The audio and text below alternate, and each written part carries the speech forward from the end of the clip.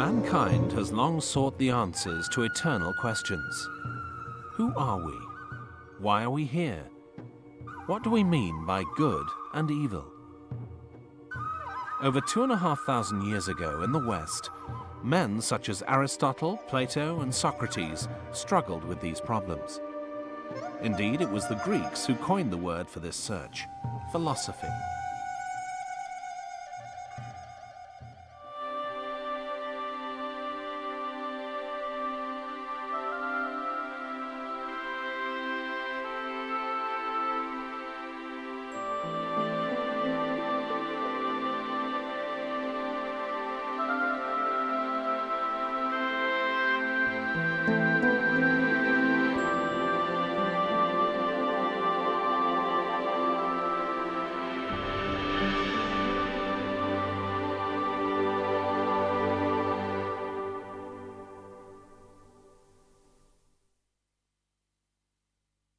The search was not confined to the West.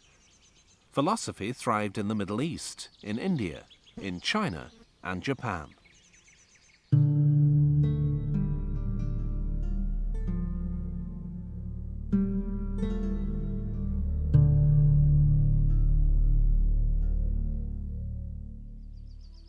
Shinto, unlike most major religions, has no known founder. Its roots lie deep in Japanese history.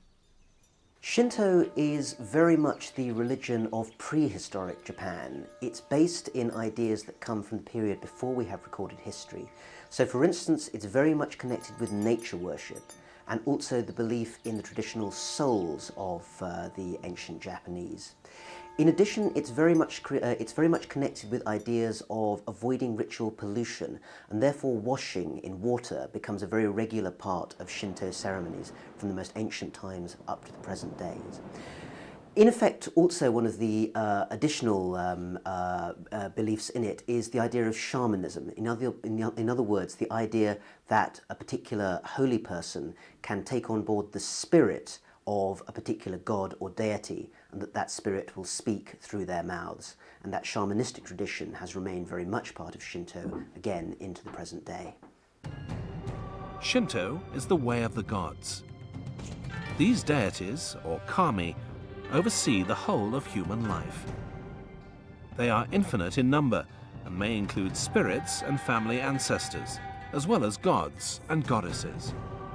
As with most of the major religions of East Asia, Shinto regards the ancestors of its worshippers as a very important part of its belief system. It's believed that if one has ancestors who are treated well and given proper respect after they're dead, then in the other world they will look after you and look out for your interests. Ancestors which are not treated well, which may be neglected, can often come back as vengeful spirits which may cause you and your family harm. Therefore, it's very important to keep reverence for your ancestors as part of your religious belief system in Shinto. The chief deity is the sun goddess, Amaterasu. Her name means she who makes the heavens shine. Her great shrine at Ise is the most sacred in Japan. Every 20 years, the Ise Jinja, as it is known, is torn down and rebuilt. The same families have been responsible for this act of renewal for the past 13 centuries. The tearing down and rebuilding of shrines is a custom known as shikinin sengu in Japanese, and it takes place most notably every 20 years at the Great Shrine at Ise. The reason for this is that as far back as the 7th century AD, the Emperor Tenmu declared that it was important to make sure that the home for the gods at the shrine was kept fresh and unpolluted. In effect, the important thing is not the building, but the location of the shrine. According to an ancient myth, there was a divine being named Izanagi no Mikoto, whose name means the august male. He descended to earth and married his sister, Izanami no Mikoto, the august female. Their union produced the islands that make up the Japanese archipelago and several deities. Izanami died from burns whilst giving birth to the fire god. Izanagi failed to bring her back from the land of the dead and purified himself by bathing in a sacred river. As he wiped the water from his left eye, Amaterasu was born. From his right eye came the moon god Tsukiyoni. You could, broadly speaking, divide the deities, or kami in Shinto, into two categories, the deities of heaven and the deities of earth. Amongst the most notable, apart from Amaterasu, are some of the ancient heroes of Japanese mythology. One of those is Susanoo, who famously at the Hi River slew an 8-headed dragon. Also notable are other gods who deal with good qualities such as learning, education, and also the harvests, which of course were an important part of the agricultural economy of ancient Japan. Sometimes mortals may be elevated to the ranks of the kami. Generally, human beings who are turned into gods in Shinto are originally heroes or sometimes heroines who have carried out great deeds. As a result of this, there would often be some kind of memorial put up to them, which would, as time went on, slowly see them rising to divine status. On rare occasions, you would actually find that a living being was created a god during his lifetime, and that would in fact happen generally to the Japanese emperor.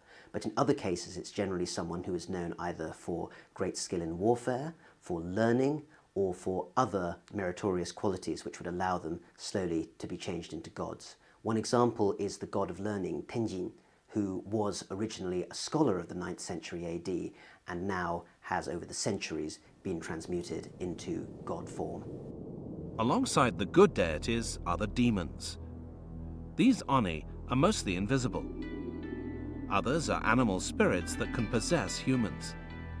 They live both on Earth and in a subterranean hell called Jigoku. In Shinto, there is no clear division between good and evil. All matter is thought to possess rough and gentle characteristics, so oni are rather ambivalent characters. For instance, Inari is the benevolent god of the rice harvest, but his messenger is the fox spirit, one of the most malicious of the oni. It's important to understand that many of the gods who emerged in Shinto originally came from the agricultural communities that primitive Japan started with, and the god of the harvest, for instance, Inari, is part of that pantheon.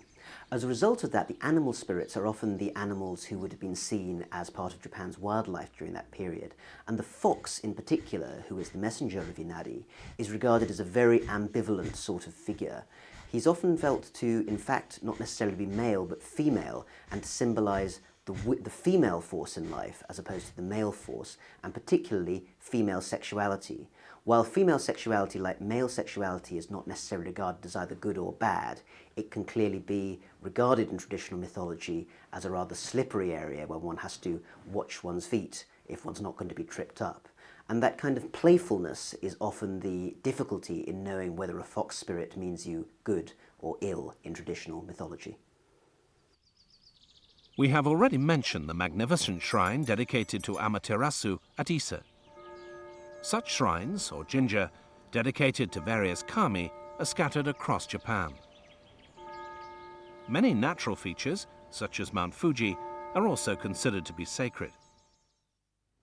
To climb it is seen as an act of worship. The jinja serve as the focus of many rituals. The important thing about shrines is that they are a sacred location, which may or may not have a building on them. In the earliest times, the so-called shrines would in fact perhaps have just been a small pile of rocks at a particularly sacred place. The main purpose of the ceremonies that take place at these shrines are to remove ritual impurity or pollution. That's the basic principle at the base of Shinto. The kind of ceremonies that you would see traditionally at these shrines might be of three main types. One that is notable is where small paper streamers may be waved over something that is ritually impure by the priest to purify it. In another case, people may be enjoined to avoid particular words that may cause some form of ritual pollution. And the other very important way in which pollution can be removed at a shrine is via what's called lustration, in other words, ritual washing in water, which remains a very important part of Shinto's ceremonies today. The earliest jinja were simple outdoor altars. Structures were later built around them. At the end of the 5th century, Buddhism was introduced into Japan. At first, there was a bit of a consumer competition between Buddhism and Shinto in the early years of its introduction into Japan.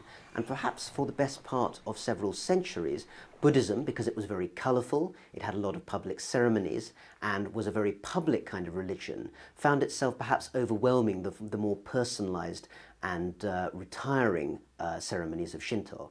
However, Shinto never actually faded away. It was still very much there as part of the Japanese folk religions. And one of the things that you see during the hundreds of years after the 5th century is the mixing of Buddhist and Shinto traditions. So for instance, one of the reasons why Shinto becomes much more ritualized and formalized is that it was trying to fight back against the much more formal traditions of Buddhism and find a place for itself in what you might call the religious market of the time. Modern ginger come in many shapes and sizes. Small ones stand on the rooftops of high-rise buildings, whilst the Meiji Jingu in Tokyo is a vast complex. Wherever possible, they stand amid trees and gardens. The worshipper passes through the torii, the threshold separating the secular world from that of the gods. Torn strips of paper, called gohei, symbolize the presence of the kami.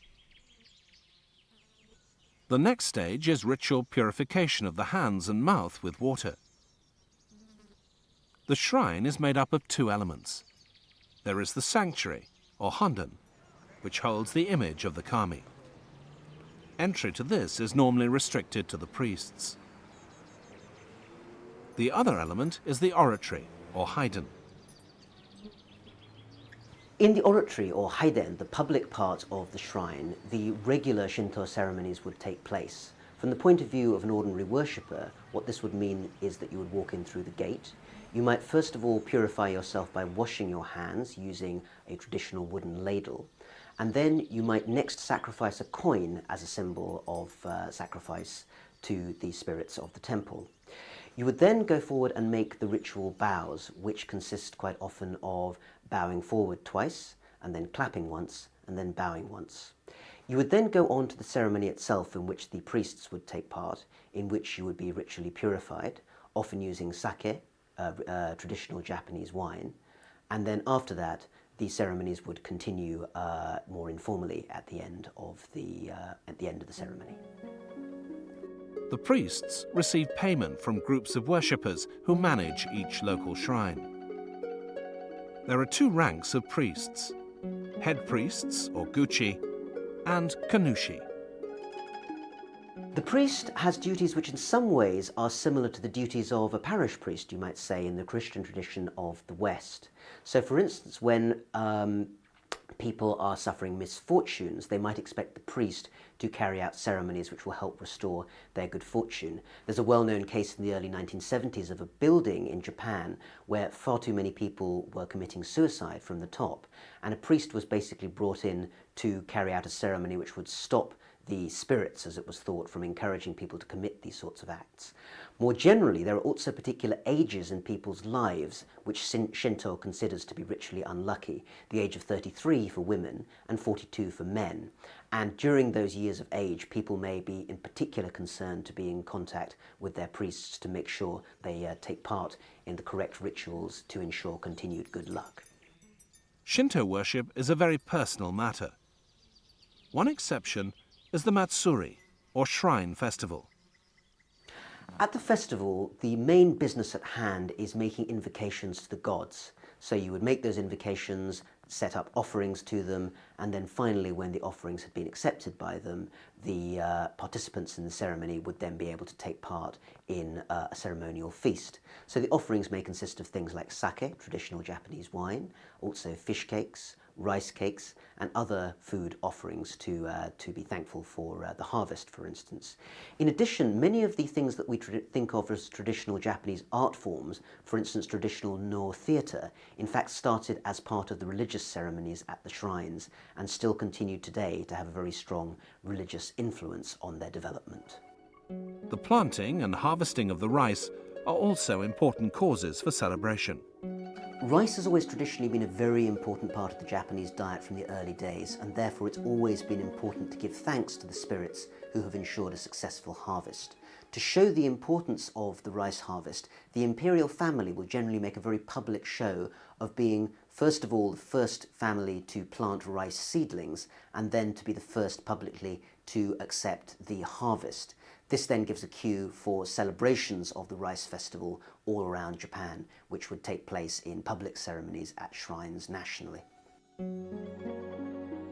Shinto priests officiate at weddings, although these are held at hotels or wedding palaces rather than in jinja. Japanese funerals, though, are usually conducted by Buddhist priests. This is because Buddhism is thought to bear the soul into the next life.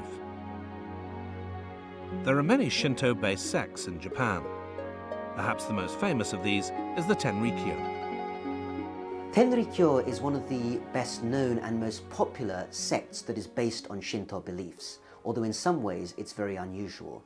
It was founded in the 19th century, in 1838, by a woman, rather unusually, a Buddhist nun named Nakayama Miki.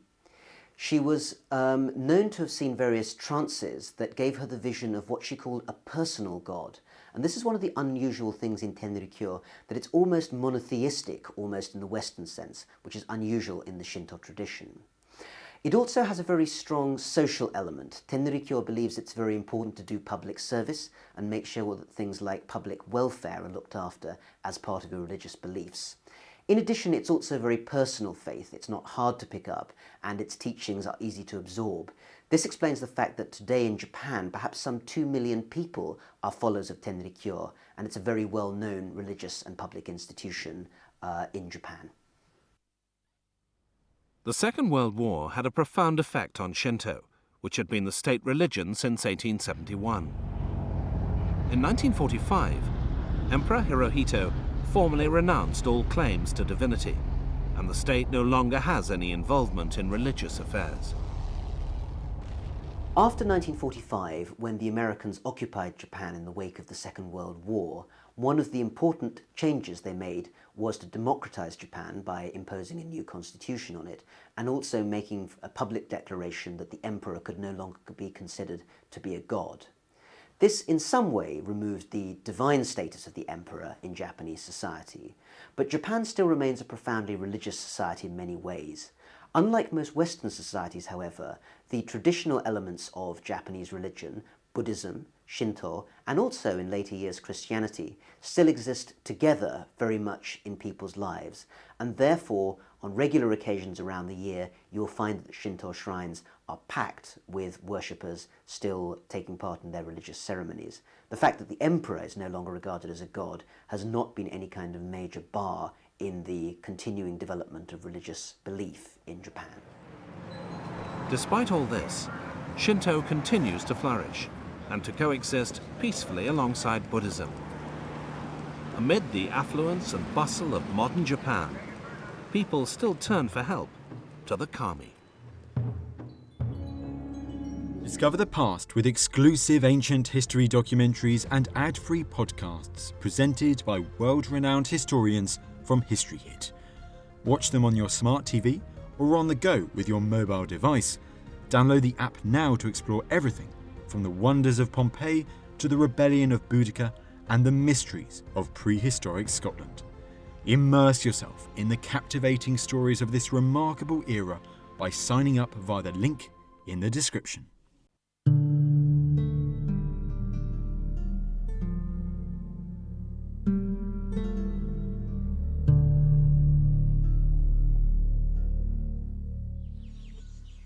A man who reviews the old so as to find out the new is qualified to teach others. Confucius, known in the West as Confucius, was born in what was then the state of Lu in about 551 BC.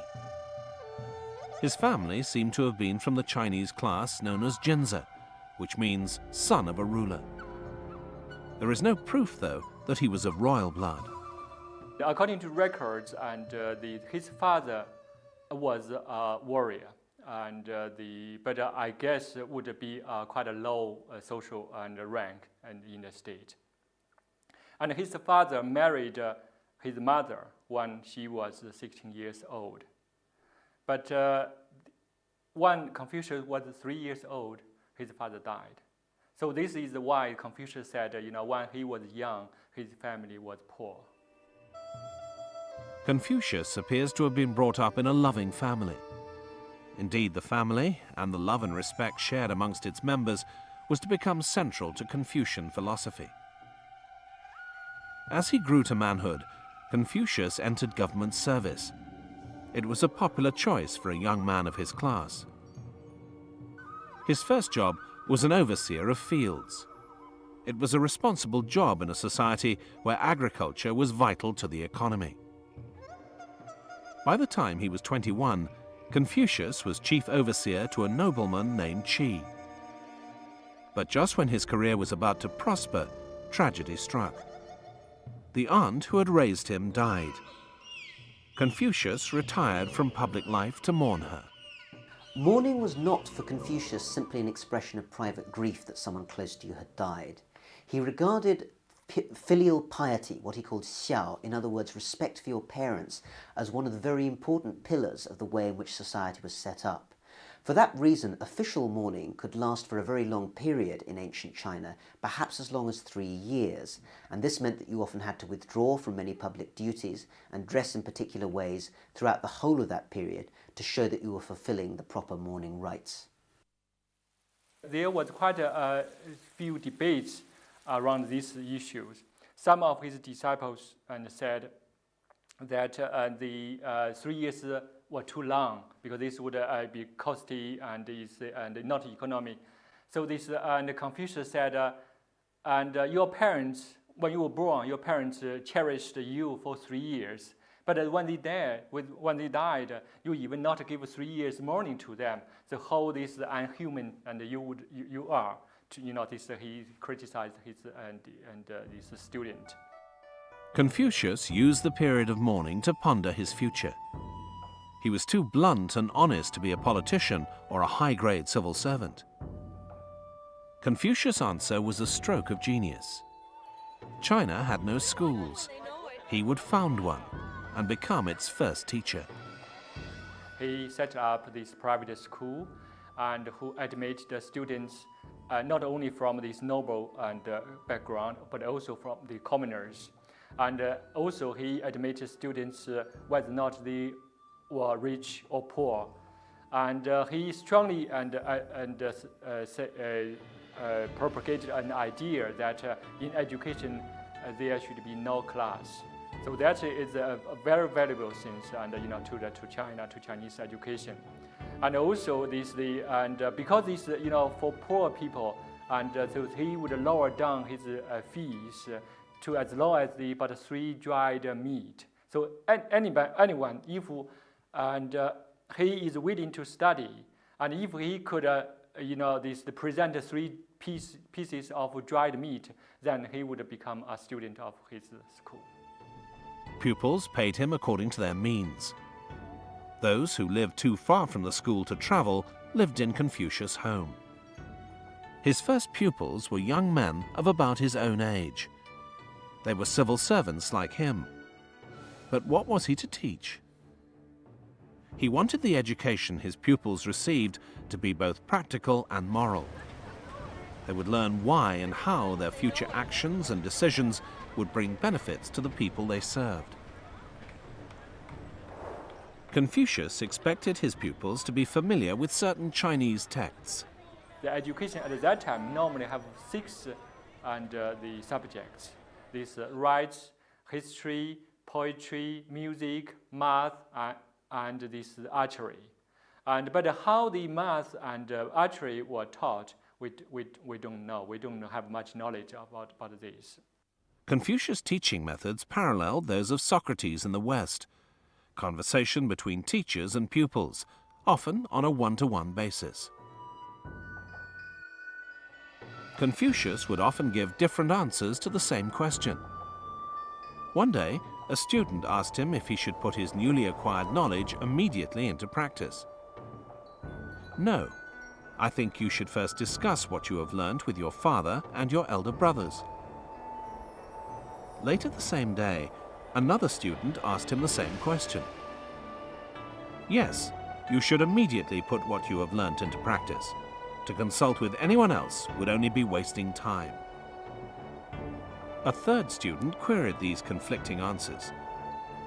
Confucius explained that the first student was hot-headed and needed to be held back. The second student was shy and needed to be pushed forward. If students disagreed with him, Confucius encouraged them to argue their case. The relationship was more like that between father and son than between teacher and pupil. Confucius never felt that criticism and punishment were effective motivators. Nevertheless, he expected his students to work hard. His methods inspired loyalty and affection. Even his most troublesome pupil, Josiah, came to regard him as the greatest man who ever lived. Within a few short years, the reputation of the school and of Confucius spread throughout China. The first concept of his philosophy was Ren, goodness or virtue. Ren is central to Confucius and the philosophy of this religious doctrine. There is no agreement and in what, if we can use this single definition, what Ren is. But from my personal view, and I would think this Ren contains two dimensions. One, we could say Ren is a virtue, or is the most important virtue. And in this case, probably we could translate Ren as the humanity and benevolence and kindness or goodness. So this and we take this.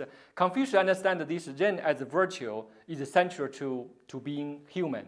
So if you want to be fully human, you must possess this virtue. Ren manifested itself in the way a person lived his life, being sympathetic to the sufferings of others. It is only a man of Ren who knows how to love people and how to hate people. How should a man cultivate Ren? To achieve Ren, one must begin by loving others. This is a philosophical precept common to all major religions. Confucius listed 5 virtues: respect, magnanimity, sincerity, diligence, and kindness. By these 5 virtues, he said, if a person who could practice these 5 virtues, then he would have no fault, and he would, and totally transform his own character. However, there was a flip side to this. It often meant that there were situations where you felt that to be virtuous, you would actually have to contradict your ruler, to speak out against some evil act, and this could often make your own position very awkward. This proved to be a problem for Confucius himself. One of the reasons he often did not get sufficient promotion in the civil service system in ancient China was that he kept telling unwelcome truths to the rulers who didn't wish to hear that they were acting wrongly.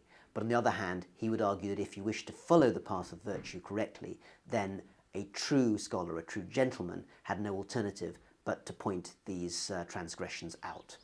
Confucius illustrated the meaning of Ren by drawing a distinction between 2 different types of men. The first type was called a Ren, a low, evil person. The second type was called Jinsa, the man of virtue. Confucius set out the 9 factors that should guide the conduct of the Jinsa. When he sees clearly and distinctly without prejudice. When he listens, he hears everything that is said without twisting the speaker's words. When he looks at this world, his face is kind and sympathetic. When you observe his manners, you see that he is always respectful. When he speaks, he is serious. When he is in doubt, he asks questions. When he is angry, he considers the consequences before he acts. When he sees the chance for gain, he always considers the right and wrong of his actions. The Jinsa, the Ren, is arrogant, lacking dignity and materialistic. Confucius didn't expect the Jinsa to be a saint. He should merely do his best in everyday situations. In this way, he merited honor. Confucius certainly excluded most government servants of his day from this category.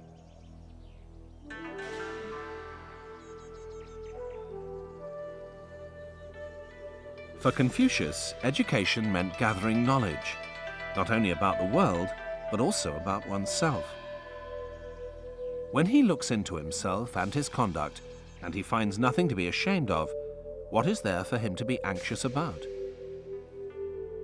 Confucius' third concept was Tao, or the way. In Chinese, the word simply means path. For Confucius, it meant the way a person traveled through life. Were his actions selfish or for the benefit of all? To know Tao is not as good as to love it. To love it is not as good as to practice it. To practice it, though, is difficult. Life's tasks are never finished. To Confucius, this was not a problem. It was the work itself that was important, not its completion. He conceded that few managed to live the perfect life. There are sprouting crops which never come to ear. There are others which, having come to ear, never ripen into grain. The same is true with man as it is with corn. One of the problems is that each man's task is different. There is no Tao that is right for everyone. Each man's path will be determined by his interests and abilities. What is important is that each man pursue his own way with virtue and be honest to himself. A man must cultivate a sense of moderation. This will prevent him from acting rashly. Moderation certainly is one of very important virtues for Confucius. And on many occasions, Confucius demonstrated a very moderate attitude towards himself, because there's quite a few people compared him as to be a sun, the moon, or the sage, or the person of virtue, the man of virtue. And Confucius never disagreed this easily. And he always said, he's the man, and without innate knowledge. But he studied very, very hard, and he took the ancient sages as his model, and he studied them. He pursued the way of them. So that is he became the teacher. Why he became a teacher? For the Confucius, why this moderation is so important? Because he believed moderation is one of the key qualities for a gentleman, for a 君子. And without this, a person would not be called a 君子 or gentleman. Over the years, Confucius School prospered. Lessons were often held in local parks. Many of its students went on to attain high-ranking posts within the government. During this time, the arts were blossoming in China. The aristocracy constructed vast and expensive palaces and gardens. The theatre too flourished. Actors, dancers, and musicians were all well paid and highly respected. Because war was an ever-present threat, young men were encouraged to practice archery. Competitions were held. They were team events, so if one member of the team performed badly, he could do so without losing face. This was, and still is, important to the Chinese. Confucius encouraged his students to participate in these competitions. He believed the body to be just as important as the mind. Banquets were also popular amongst the Chinese, and we know that Confucius and his students enjoyed feasting, drinking, and music. There was nothing ascetic about Confucius' philosophy. Following the Tao didn't mean a man had to renounce the pleasures of this life. And Confucius said, the enjoyment not just only come from this dance, singing, and music, but also come from your personal belief and personal virtues. If a virtuous person, even in a very, very difficult situation, and say without enough food to eat, without proper clothes to wear, even that is the situation, he would still feel happy and joyful. Confucius was undoubtedly proud of his students' success, but he often yearned to return to government service himself. Rulers often sought Confucius' advice, but were reluctant to employ him. His advice could be unpopular. Put the happiness of the people over the happiness of yourself. Confucius found that his most noble asset, in a sense, the conviction that he had to tell the truth about what was going on in any particular state, regardless of the consequences for his own career, also held him back in his longest-held, deepest desire to become an official. He was always well respected, it appeared. On the other hand, rulers would often prefer to have someone more compliant and less trouble actually serving them at court, rather than someone who continuously was telling them that they had to rethink their own personal behaviour, as well as the way in which they were running the state. Confucius was once asked why he wasn't in government. Every citizen who acts properly with dignity, knowledge, and honour is truly in government. Sometime when he was in his 50s, Confucius was given a government post in his home state of Lu as a member of the Council of State. Confucius was given a number of these government posts in his political career, about 4.5 years. And the first post he was appointed was this magistrate of a town. And when he was 50 or 51 years old. And it was said, and in 1 year, he managed this town very well. So this town became a model city, and for the rest of the whole country. So because he was so successful, he was promoted to be the Minister of the Public Works. In this position, and Confucius was in charge of the public works, like this agricultural and these matters, and public this road building and other matters. And then he was given another important job, this Minister of Justice. So as the Minister of Justice, he would preside the court, and like our super judge and in today's term. And he would judge the cases, important cases himself. And it said that he was very, very successful in this case because he dealing with these different cases and quick and correct. Confucius believed he could have great influence. He would turn Lu into the perfect state, a model for the rest of China. From the writings of Confucius and his students, known as the Lun Yu, or the Analects, we can see why the philosopher was not always popular with his political masters.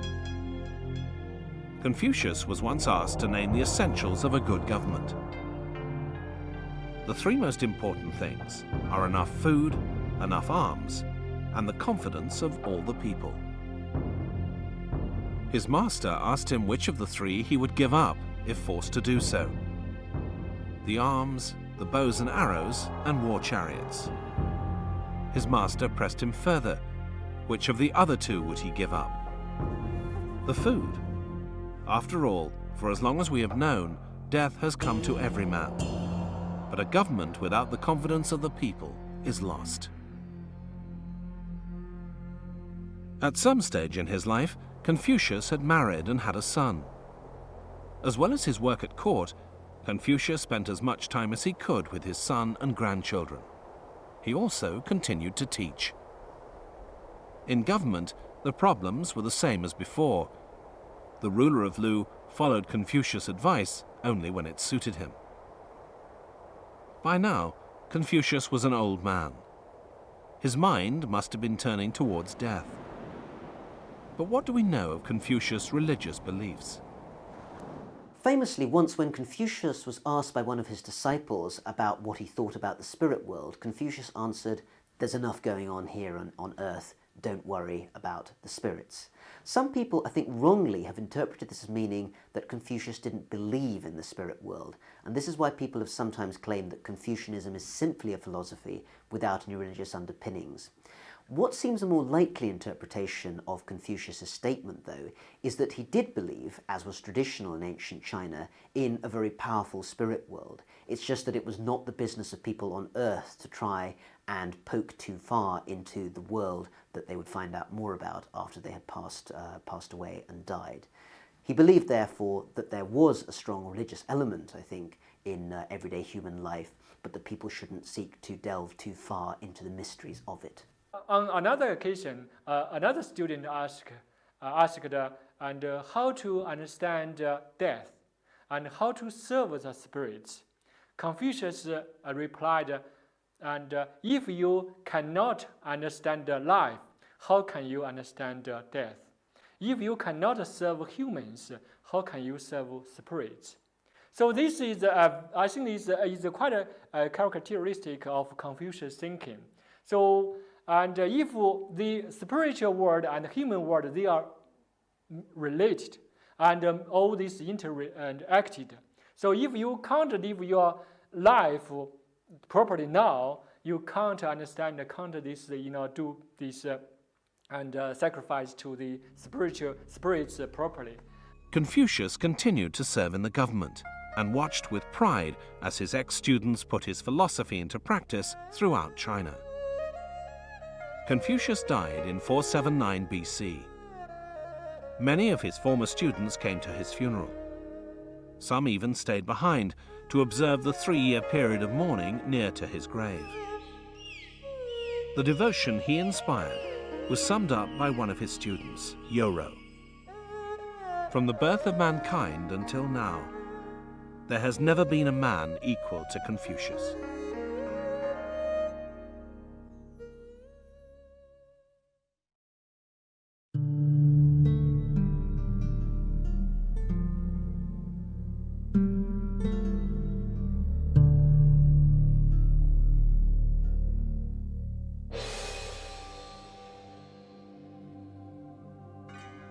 Mencius, known as Mencius, was born a century after Confucius' death.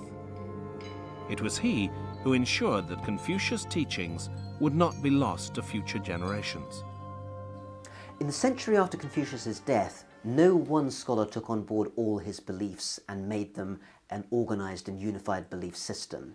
Instead, various competing schools took aspects of what he had said, for instance about filial devotion or about loyalty to the ruler, and made that the aspect of some rather more specific philosophies. One of the good effects of this, though, was that there were various contending philosophies which argued points with each other and made the intellectual climate in China during that time very rich. At school, Mencius had his first encounter with Confucianism. He was at once inspired to carry on the Confucian tradition. What I want most to do is to study how I can best be like Confucius. Unlike Confucius, Mencius enjoyed lecturing to large audiences. He was noted for his sharp wit when dealing with others. He was also fond of luxury and material comforts. But both men shared a love of learning and valued honesty and directness. Having absorbed Confucius' ideals, Mencius set about putting them into practice. Like his hero, he traveled around China, giving advice to the various state rulers. Although Mencius is regarded as the second greatest sage of Confucian thought after only Confucius himself, the two were very different in personality. Confucius was always a bit downtrodden in his life. He never quite got to what he really aspired, which was to serve as an official at court. Mencius, by contrast, was a rather different sort of character. He was in some ways similar to a public intellectual today whose main job was actually travelling around with a very luxurious entourage and giving advice to rulers. You might call him a sort of philosophical consultant to various rulers in kingdoms around China. To that extent, he probably wouldn't have wanted an official post because it would have tied him down and possibly even reduced his lifestyle from what he was able to do in his travelling teacher role. On one occasion in the state of Lang, he gained an audience with King Hui. The king asked him what he had to say that would be of profit to him. "What makes your majesty think he must speak about profit?" "On the contrary, I have come to offer you some advice about virtue and humanity that has nothing to do with your idea of profit." Another time, a ruler asked him why the Jie and Zhou empires had fallen. "Because they lost the hearts of the people." Mencius was concerned that Confucius' teachings were being twisted. One area of disagreement was over the nature of man. Mencius and Confucius were in agreement. Deep at heart, all men are sympathetic to others.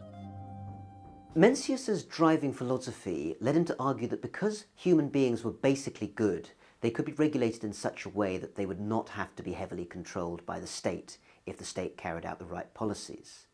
There was at least one other philosopher, Xunzi, who followed in the Confucian tradition, but was in some ways far more pessimistic about human nature.